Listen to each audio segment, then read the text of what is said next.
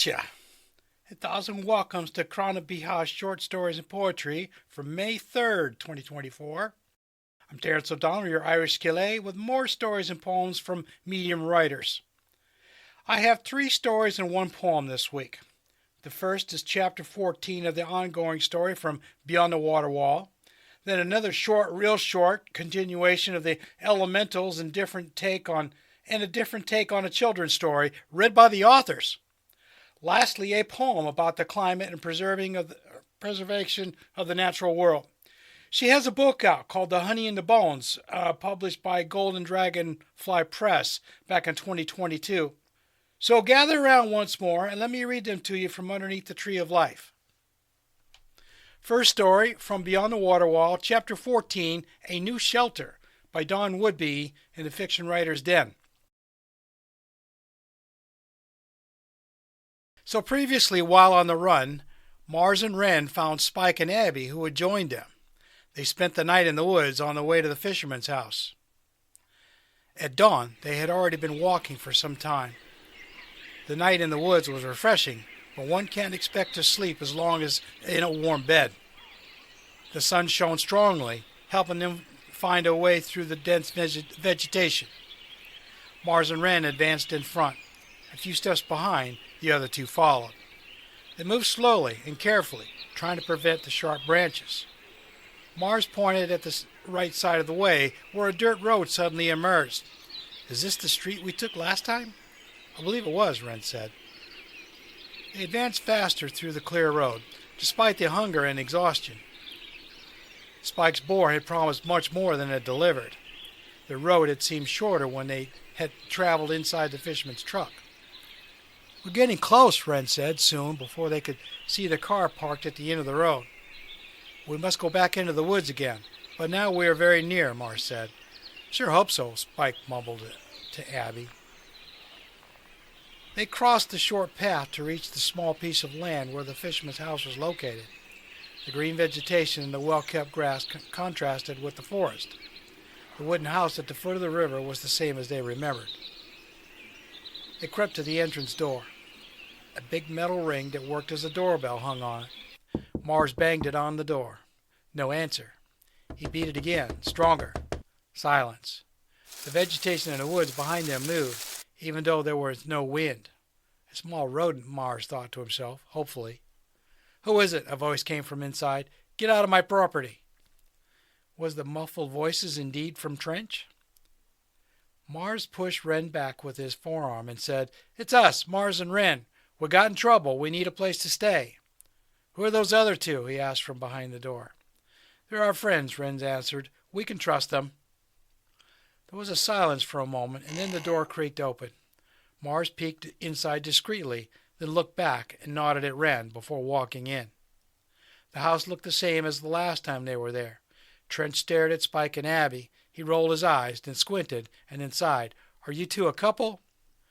Abby's eyes narrowed a bit, and her lips twisted slightly for a moment. She then shrugged and stayed quiet. The fisherman kept gawking at them for a while until he broke the silence. "So, what the hell happened?" he asked, turning around and looking at Mars. "What the hell are you doing here unannounced?"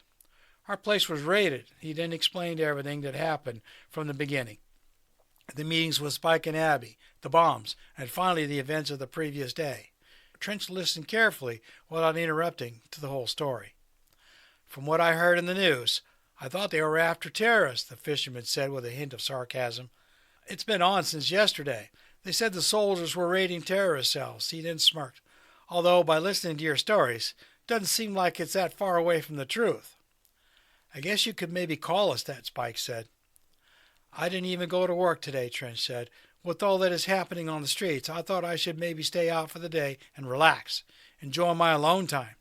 Everyone was silent for a moment. "Are you guys hungry? I was going to cook something now. Might as well cook for everyone." They all looked at each other and nodded. Soon after, they were sitting at the table, enjoying some bland fish and potatoes that felt like a feast. "How long are you guys planning on staying?" Trench asked. "I only have one extra room. You two can sleep there," he said, pointing to Mars and Wren, "and you two could stay here in the living room."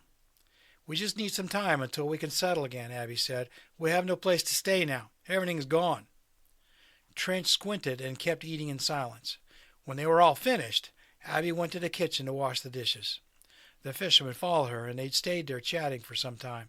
Spike sat on the couch with his legs wide open and leaned on the backrest. Mars turned on the television, and all channels were broadcasting the same, a full detailed coverage of the raids against the terrorists. People, though certainly not real random individuals, were interviewed and asked about what they thought. All of them celebrated the prisons and the safety the government was trying to guarantee. I wonder if anyone is stupid enough to believe that, Mars thought to himself. Mars and Wren gawked at the screen, watching their pictures. Mars looked much younger in them, being shown with the captions of Most Wanted, Enemies of the People, and Substantial Reward. Spike disengaged from the TV when he noticed a map lying on the couch. It was the one that the fisherman couldn't decipher. He stared at it for a long time. "This looks extremely familiar to me," Spike said. The fisherman returned to the living room and noticed Spike looking at the paper. He explained to him how that belonged to his brother. He also told the whole story and showed him the map that was supposed to represent the gates at the border. They talked for many minutes, and Spike told him he knew what that was. At that moment, Mars and Wren turned their focus to the conversation. "I know where this is from," Spike said again, and then silence for a moment, increasing the tension in the room. "About 1 year ago, we were planning a massive attack on Bogus Palace. We set camp outside of it for a long time, and I was one of the designated men for that job. We spent months observing his palace, taking notes, but we decided it was too risky to do something there. It was very well guarded. We had no idea what it looked like from the inside. This part of the map," he said, pointing to the leftmost part of the paper, "looks exactly like the outside of this mansion. And I would assume that this whole other part here is the inside. It also looks like this contains some detail about how the security works. This is worth more than gold. How the hell did he get that?" "Well, I told you. He was very involved in those things with your little friends," he said sarcastically. "Not my friends," Spike said. "There's a big difference between us and those other guys. We just happen to have the same short-term goals now." Trenton, Spike, and Abby kept talking on the couch, while Mars and Wren went inside the room where they were supposed to stay at. The only pieces of furniture were a bed resting in the center and a closet on the right side of it.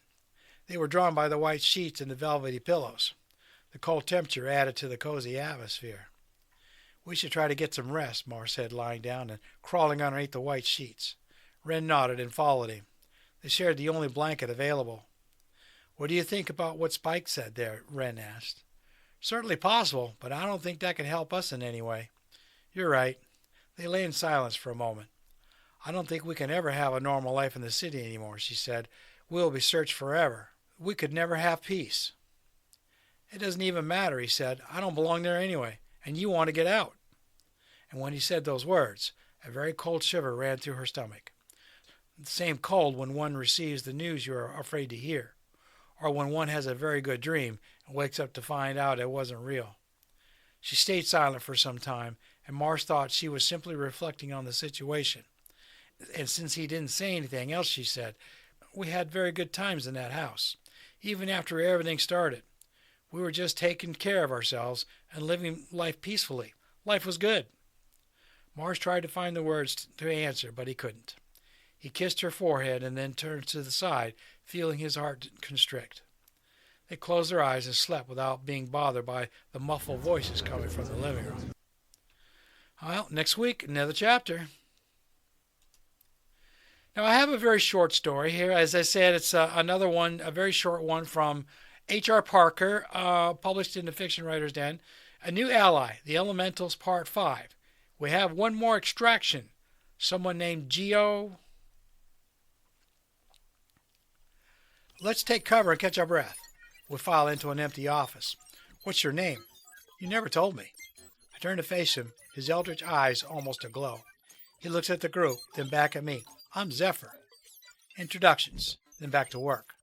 "We have one more extraction. Someone named Geo. I couldn't locate his cell for some reason." "He's in the maximum security area," Zephyr points to a forbidden door. "What? I thought he was in this sector." I feel defeated. "Not to worry," Zephyr says. "I swiped the droids past. Now we need a plan." I'm going to take a minute here and take a little break. and listen to my little commercial here. And once I get back, we'll start the last story, and I'll read you the last poem. I'll be back in a couple of minutes. I want to invite everyone to listen to Crown of Baja Stories and Poetry every Monday night at 11 p.m. Eastern Time on Reese Across America Radio. Search out www.reaseacrossamerica.org/radio by typing in the word Reese in these mobile apps, iHeartRadio, Odyssey, or TuneIn. Or find them on a web browser and join us to listen to the show and support WAA Radio, Whiskey Alpha Alpha Radio for any veterans listening. Reese Across America is a nonprofit radio station that supports veterans programs and organizations that help needy veterans. By joining us at Reese Across America, you are helping to support veterans in need across the U.S. So search us out and enjoy the shows they have to offer, and thank a veteran while you're at it. Now I want to take another minute or so to ask for a donation of any amount to help me keep this podcast going and to advertise my website. I've set up a donation tab on the Crown of Baja Stories and Poetry webpage at rss.com and a donation page on my website at www.crownofbaja.com, using PayPal for your security. This way there is no credit card info saved anywhere, and you can use any currency you wish from around the world. If you like this podcast, please share it with everyone you know in your social circles, as the writers I showcase in this podcast deserve all the exposure they can get. I created this podcast for them because I love to read their work, and I believe it should be shared with the world. Now I want to explain how to find my website. Since the show is audio only, just take the website name from the podcast logo shown here and search for it. Visitors finding the website for the first time will reach the welcome page to learn a little bit about what's inside. There you'll see a homepage link at the bottom of the page. Click on it if you wish to enter my world. And on the menu bar at the top, there are links at all the pages in the website. Feel free to look around all you want. If you should happen to want to buy one of my books, all the better. Thank you for your patronage and support. Now back to the show.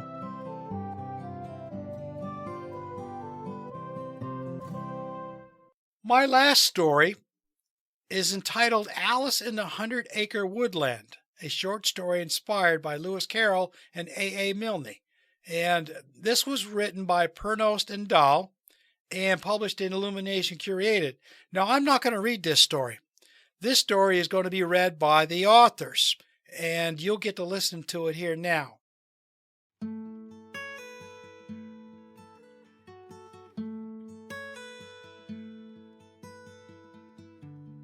Alice in the 100-Acre Woodland, a short story inspired by Lewis Carroll and A.A. Milne. It was a lovely day to sit by the river, if one liked sitting by the river with one's sister and watching the water going by slowly. Alice sighed, and her sister glanced up from her book only to go back to reading. Alice sighed again, louder this time, and, with no response from her sister, she peeked over her shoulder to see what was so interesting. No pictures, not one, Alice thought. and all that reading to do. It would be so much better if books could read themselves and then tell you what they're about. Alice considered what to do rather than watching her sister read, though the hot sun made her sleepy and not very good at thinking at all. The nearby woods looked ever so much shadier than under their favourite river tree. Was it less boring there and a little bit cooler? Suddenly, as Alice stood, a very large white rabbit with extremely pink eyes bounced past her toward a nearby hedge. Perhaps it was because Alice was so bored, but she did not think it very odd at first. But the white rabbit walked upon its hind legs and wore a waistcoat. Nor did it occur to her that rabbits do not talk to themselves and say, oh dear, I shall be late," and then take watches out of their waistcoat pockets to check the time. With a second thought, however, Alice realized it was strange indeed. So, burning with curiosity, Alice chased after the different sort of rabbit, fearing that it was heading to the hedge and a rather large rabbit hole. "Oh, dear me, it's an Alice!" exclaimed the white rabbit as Alice jumped in front of it. What a curious thing to say, that I'm an Alice, like I'm an odd girl-shaped creature escaped from the zoo and running wild in its second-best Sunday picnic dress, thought Alice. Say, White Rabbit, can you just stop a moment to talk? Alice asked quite reasonably, dancing about from side to side to prevent the dodging and bouncing creature from escaping down the hole. Ah! Oh dear! Oh the dear! white rabbit exclaimed as it changed course for the woods at a bouncing gallop. Alice chased her curious prey for a long while through the woods, down a windy, hilly, and mostly treesy path. Soon Alice lost sight of the white rabbit in a perplexing mist that arose around her. Oh dear, She said, sounding much like her escaped quarry. She looked back and could no longer see the trail behind her, but she could see it continuing forward. well, Thought Alice to herself. I think I am completely lost. Next time, I shall have to remember to bring a very large ball of string to find my way home. She continued walking to get out of the mist, finding herself in open woods less dense than the forest behind. I wonder how many miles I'd gone. I know what a mile is, for I've learnt this in school, but they never told me how long a mile feels when running through the forest and chasing a large white rabbit. Presently, she began wondering again. I wonder if I shall be lost forever, or perhaps eaten by a bear. I don't think I should like that much. And who will be around to feed Dinah, my cat, her saucer of milk at tea time if I'm eaten? I think people eat bears too, so maybe the bear will be afraid of me. I will just have to assure it that I would never eat a bear and that, in kind, it should not eat me. Then I will curtsy and say, "Good day to you, bear." She giggled, then sighed. I am not myself today at all, I think. Said Alice. But then who must I be? I was certainly Alice when I woke up this morning, but I know Alice never saw talking rabbits, or went exploring in the woods without a ball of string. I so wish Alice were here if I'm not her, and I so hope I'm not one of the neighbours with their noisy dog who scares Dinah, because they are boys. I certainly don't want to be a boy. She sighed again. Just moments after considering bears and maybe being a boy, Alice saw a peculiar sort of pudgy little soft bear walking along the path toward her. She quickly hid behind a tree, because just one tree further from being eaten was probably a good thing. The bear wasn't fast, stomping along on its short hind legs. It was also not very large and finning a silly song about mackerels and honey, which sounded completely horrid to Alice as a choice of cuisine. Alice decided to risk calling out from hiding. Hello. Oh, hello. The bear stopped finning, looked around, and didn't see her at all. But to be fair, she was hiding quite well behind the tree. Alice excelled in hiding of all sorts, as most of her classmates could attest. Oh, bother, Said the bear in a cute little voice. I said hello without really helloing. Hello? Repeated Alice, stepping out now part of the way from behind the tree. There I go again. Said the bear. But I'm not really saying much. I should try not to fall out of bed so often. Well, Thought Alice. a bear that falls out of bed and is a little confused is probably the best kind of bear to run into in the woods. If one must run into a bear, and I'm sure Mother would say I mustn't. Hello, little bear, Said Alice, stepping out into the path. She primly smoothed her dress along the front of her legs, as it was a little bit wrinkly now after all her running, and she did fall in the thicket somewhat badly when no one was watching, so it didn't really count. You won't eat me, will you? I'm sure I'm not very tasty. She decided to wait to reveal, but she had no intention to eat the bear too. Hello. Said the bear. I like to eat honey. You're not Christopher Robin, are you? Oh no, little bear. I'm Alice. Did you see a very large white rabbit go by here? It's such a curious creature. You mean rabbit? Rabbit's a rabbit, and is a little white, not so large, but very large if you're very small. Alice was relieved. She was still very curious about the white rabbit. Okay, rabbit. Is it always in a hurry, moving fast? Alice fidgeted anxiously, feeling a little uncomfortable that the bear was looking up and down and around and tapping its head. Is it a distraction? Alice wondered. Before pouncing, do bears pounce? Rabbit is kind of fast. Rabbit talks fast and uses very many words, too. The bear looked at her furiously with squinty eyes, for a moment then paused. Well, Rabbit lives over there, in a hole. The little bear pointed along the right forking path through an open clearing. Thank you, little bear. Alice said, smiling as she hurried away down the path. She still wasn't quite sure the bear wouldn't eat her, and regretted not getting a mutual non-eating agreement. Plus, there was a little pig coming up the path behind the bear, and it was the right size for the bear to eat, and that she didn't want to see. Alice, on the other hand, was pretty sure that rabbits did not eat people. Alice never found Rabbit's hole, which she didn't know was a little more than a hole. Alice, you see, was looking down intently for a hole in which nice English rabbits typically live, and not a housey kind of hole. So she wandered for a little while until she found a cluster of trees all alone but growing next to a hole. A large hole. Now, it was more than just a large hole. A very large hole, admittedly. And Alice didn't know it was dug specifically for catching heffalumps, because she didn't know what a heffalump was. Alice stepped closer to the hole, which was definitely safe in cases where the hole is very small and has been around for a lot of years, but in this case the edges were just a little soft and a little crumbly. So Alice, to her dismay, tumbled head over tail feathers into the very large heffalump trap.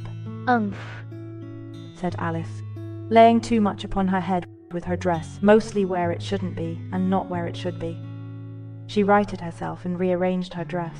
"Oh, I must look in such disarray, with my second-best picnic dress all dirty and my hair all topsy-turvy." "You look okay to me, for a heffalump anyway," said a voice from above.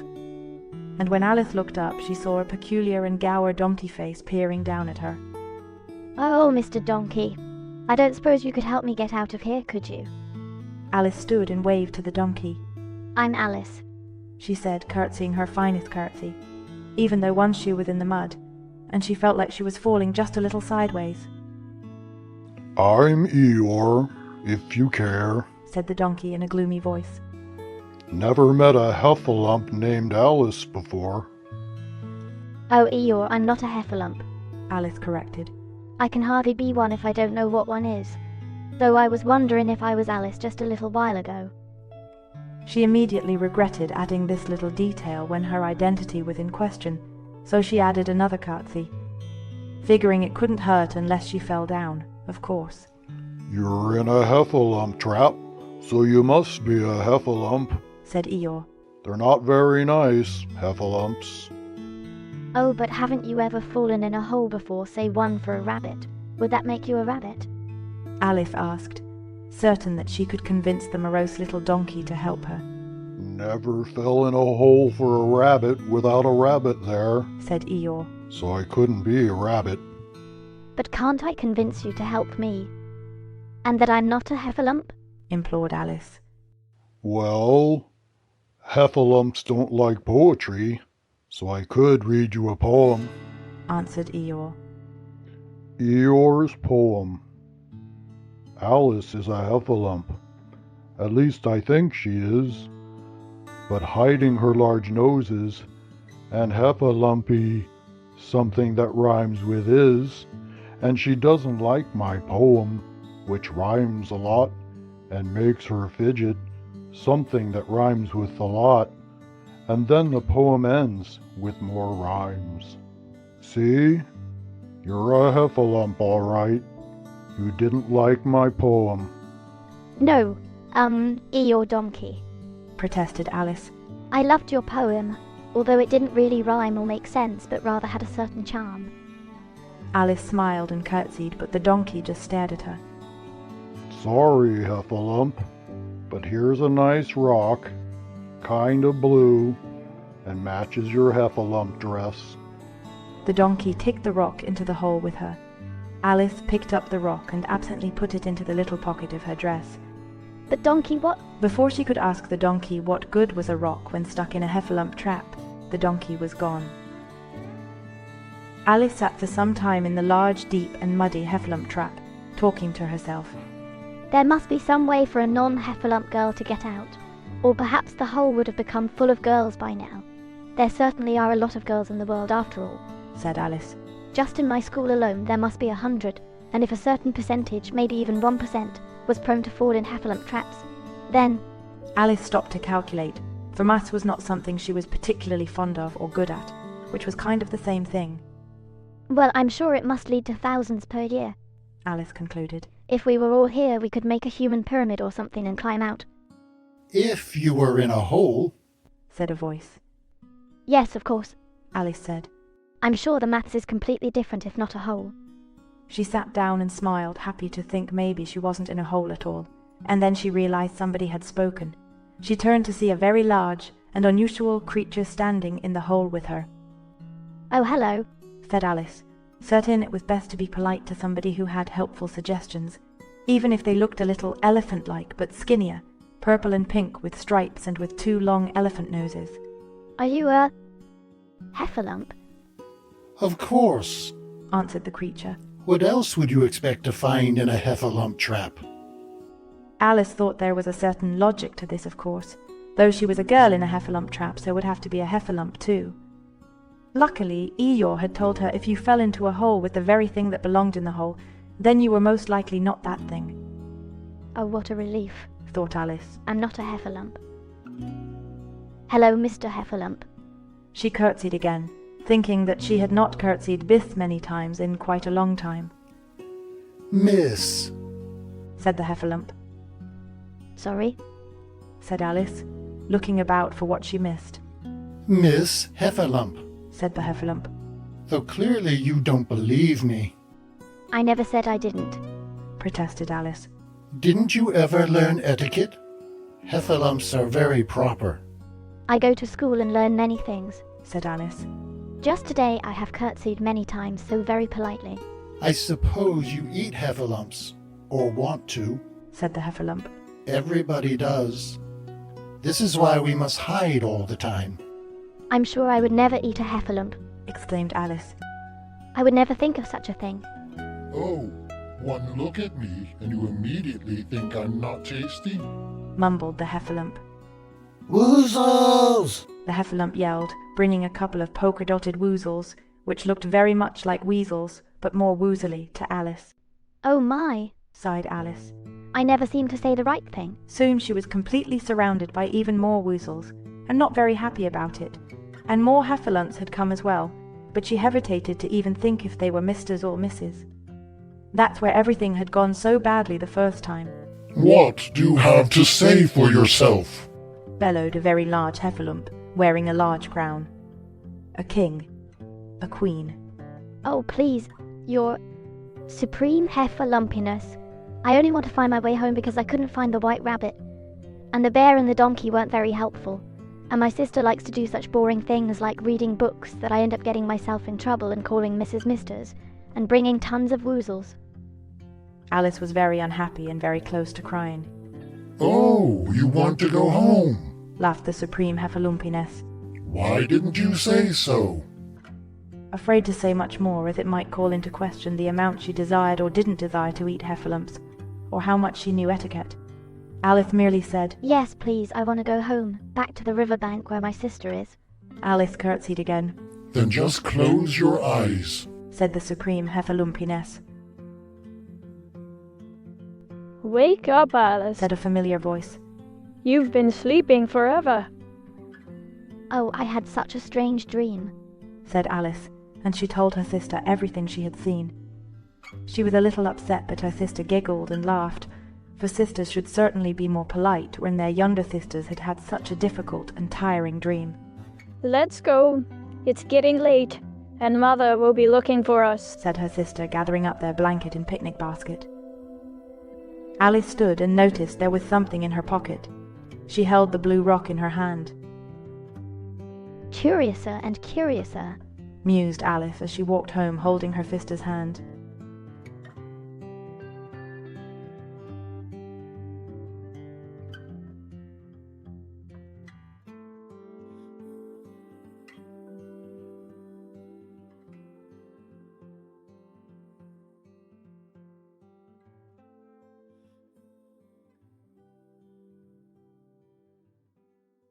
So I hope you liked that story. I thought it was pretty good. And like I said, it's a children's story, kind of a mix-up children's story. If anybody knows Winnie the Pooh, and that's a good thing. So my last is a poem. It's entitled All In, a poem by Carolyn Miller. And this was published in Scribe. I've been thinking about the future. There's a word in Gaelic, eight. It means the placing of quartz stones in moorland streams so they sparkle in moonlight, thereby attracting salmon in the late summer and autumn. I'm not sure I believe in utopia, but client scientists are still having children, and swifts will be arriving soon. Blossom is blossoming. There are adders and skylarks and newts and chiffchaffs, pipistrelles, and even, so I've been told, some swallows. I want my children to know the world is good and kind, though I can't promise them that. But whatever the future looks like, a freight train, a butterfly, a cliff edge, a wide open sky, I believe in it. Whether or not the future cares, I'm all in, silvertail flapping, swimming for moonlight against the current. So that's all I have for stories for everybody today. I hope you enjoyed them, especially the one read by the authors. I don't get those very often, so it was a real treat to have the writers actually read their own stories. I'd say if you have, I'm going to write a newsletter and get some more details, and I'll obviously put the links to the stories here. But enjoy. I hope to read some more stories to you again next week. Sláinte. Garamahagat. Thank you for listening to the show today. I hope you enjoyed the variety of stories and poems again this week. Maybe one of them might touch your heart a little. Disclosure for everyone. In order to read the complete stories and poems, you'll need to sign up for a subscription to Medium. If I see a link by the author on one of the stories to allow everyone to read it, I will let you know in the newsletters. Please return again next week for another episode of Krana Biha Stories and Poetry. As a Sean K, I want to continue to delight you with a story or a poem that may bring you a smile or make you think a little bit after we part for the day. As I say goodbye this week, I wish to leave you with this Irish blessing as you go about your day. Long life and fair health to you. Salfada Augustbrek, Sláinte Chquad. Slán go foil. Goodbye for now.